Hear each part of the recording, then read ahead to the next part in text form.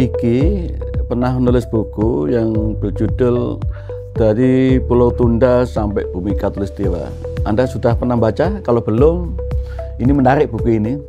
Isinya menyangkut soal dinamika dan suka duka teman-teman IKI melakukan pendampingan, fasilitasi, dan berinteraksi dengan warga menyangkut soal kewarganegaraan, kependudukan, dan macam-macam isu berkenaan dengan soal kewarganegaraan. Yang menarik, salah satu di bab atau judul buku ini adalah ada salah satu tulisan yang ada di halaman 45 yang judulnya itu baru di otak belum masuk di hati. Ini kenapa ada judul ini? Ini menarik.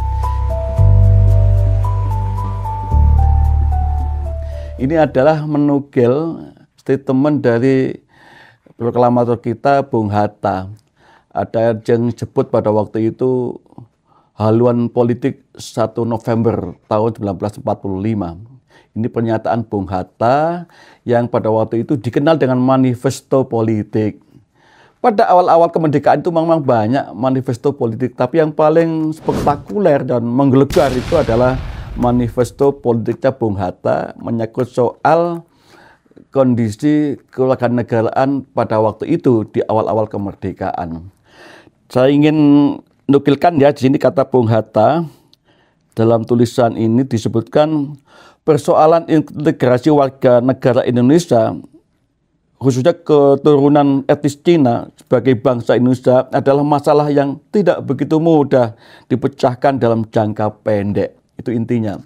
Karena para tokoh-tokoh bangsa sudah lama sekali mengidealkan, mengupayakan integrasi itu antar etnisitas semua di Indonesia itu supaya menyatu baik secara administrasi maupun secara substansi maupun secara sosial dan politik, menyatu betul tuh. Ternyata menurut Bung Hatta itu tidak begitu mudah.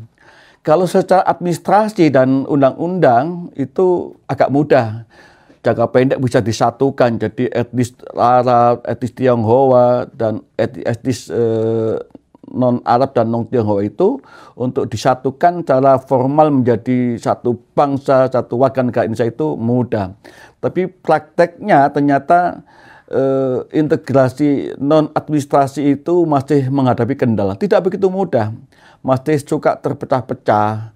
Orang-orang pribumi masih menyangka itu etnis Tionghoa, etnis Arab jadi bagian yang berbeda dengan mereka, orang-orang pribumi yang istilahnya pada waktu itu. Jadi belum menyatu betul.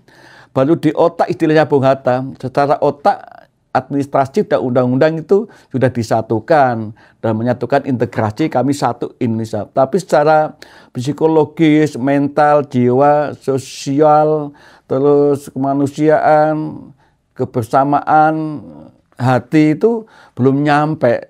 Kata Bung Hatta, ini memang perjuangan yang tidak bisa sebentar, perlu waktu yang sangat lama. Karena itu ini urusan hati, urusan batin, urusan kerelaan, urusan kemanusiaan itu harus betul-betul disemai, dipelihara dengan penuh kesabaran sampai ditemukan titik temu fakta sosiologis bahwa betul-betul para etnis-etnis yang berbeda itu sudah menyatu menjadi satu, menjadi warga negara Indonesia. Jadi kami bacakan kata Bung Hatta, persamaan status sudah diterima di otak, tetapi masih sukar masuk di hati rakyat banyak.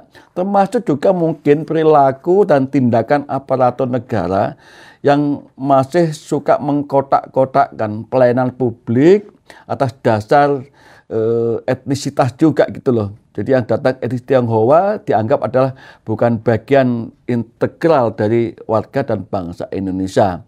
Itu menjadikan kebatinan atau suara hati atau kejiwaan sejumlah etnis itu merasa diperlakukan tidak adil, didiskriminasi sehingga merasa belum menjadi warga negara Indonesia karena perlakuan sejumlah aparat. Tapi alhamdulillah sekarang sudah usia 80 tahun itu, mudah-mudahan teman Bung Hatta baru di otak belum di hati itu sudah terjawabkan bahwa sekarang Bung Hatta bahwa integrasi warga, integrasi bangsa itu sudah dipahami di otak dan sudah meresap di hati. Ini kondisi yang kita hadapi pada Indonesia 80 tahun sesudah kemerdekaan. Mudah-mudahan Bung Hatta yang ada di alam sana berbahagia dan bangga melihat integrasi warga Indonesia sudah demikian menyatu dan faktual, tidak sekedar administratif.